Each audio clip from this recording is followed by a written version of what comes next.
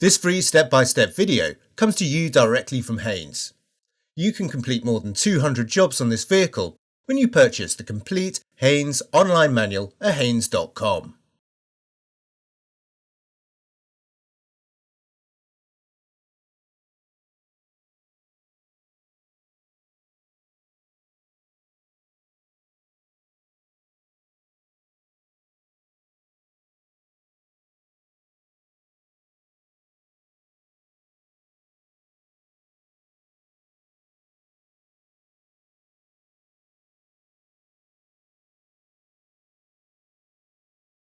Cooling system draining. With the engine completely cold, slowly turn the cap anti-clockwise to relieve the pressure in the cooling system. A hissing sound will normally be heard.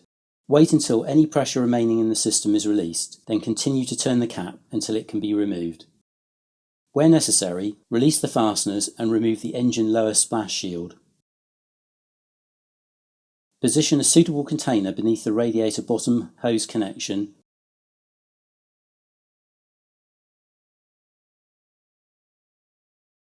Then pull out the retaining clip and ease the hose from the radiator stub. If the hose joint has not been disturbed for some time, it may be necessary to gently manipulate the hose to break the joint. Do not use excessive force, or the radiator stub could be damaged.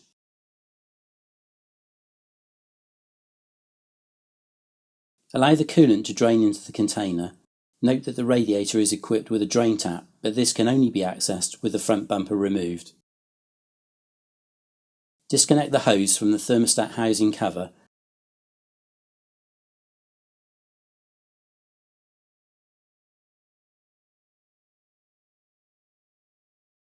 Then unscrew the thermostat housing retaining bolts .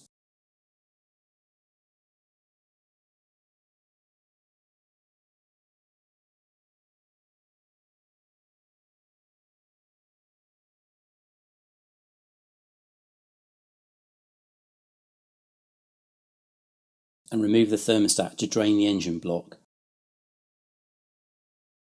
Allow the coolant to drain.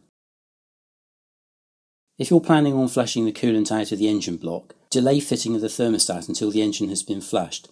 Otherwise, refit the thermostat and housing using a new seal .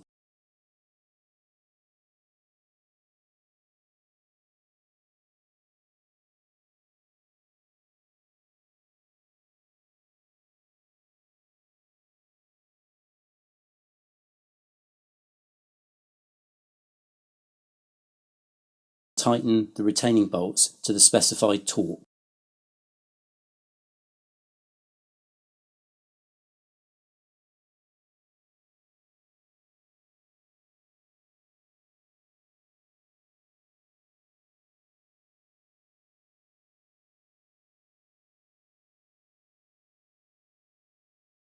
Once all the coolant has drained, reconnect the hose to the radiator and ensure the retaining clip is properly seated.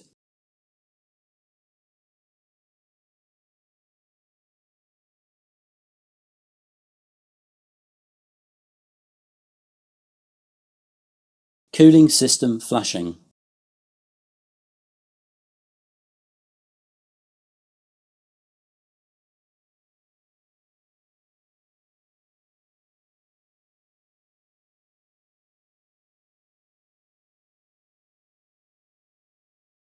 To flush the radiator, first disconnect the top and bottom hoses and any other relevant hoses from the radiator.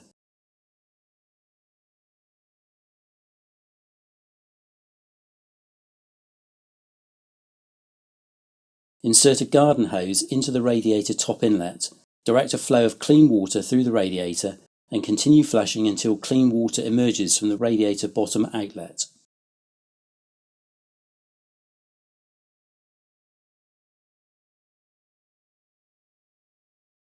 If the contamination is particularly bad, insert the hose in the radiator bottom outlet and reverse flush the radiator. To flush the engine, ensure that the thermostat is removed, then temporarily refit the thermostat cover without the thermostat. Tighten the bolts securely, but do not over-tighten them. With the top and bottom hoses disconnected from the radiator, insert a garden hose into the radiator top hose. Direct a clean flow of water through the engine and continue flushing until clean water emerges from the radiator bottom hose. On completion of flushing, refit the thermostat using a new seal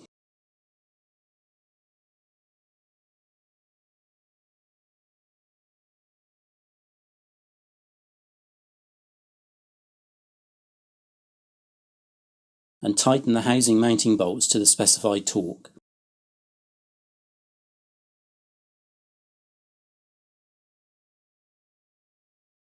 Reconnect the hoses and secure them with the hose retaining clips.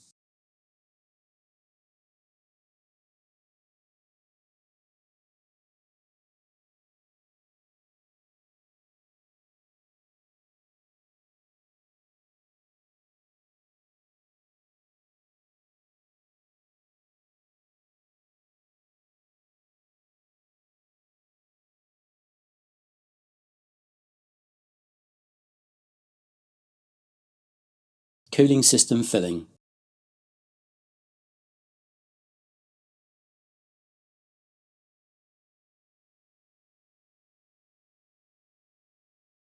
Slacken the clip and withdraw the heater unit supply hose from its bulkhead stub until the bleed hole at the top of the hose is clear of the surface of the stub.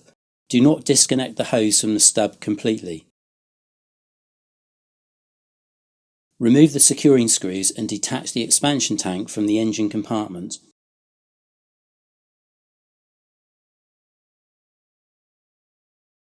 Raise it approximately 100 mm above the engine compartment and support it there on a block of wood or using a length of wire. With the expansion tank filler cap removed, fill the system by slowly pouring the coolant into the expansion tank to prevent airlocks from forming. Begin by pouring in a couple of litres of water, followed by the correct quantity of antifreeze, then top up with more water. Continue filling until coolant starts to run from the bleed hole in the heater hose. When this happens, refit the hose and tighten the clip securely. Once the level in the expansion tank starts to rise, squeeze the radiator top and bottom hoses to help expel any trapped air in the system. Once all the air is expelled, top up the coolant level to the max mark, refit the expansion tank cap, then refit the expansion tank to the bodywork.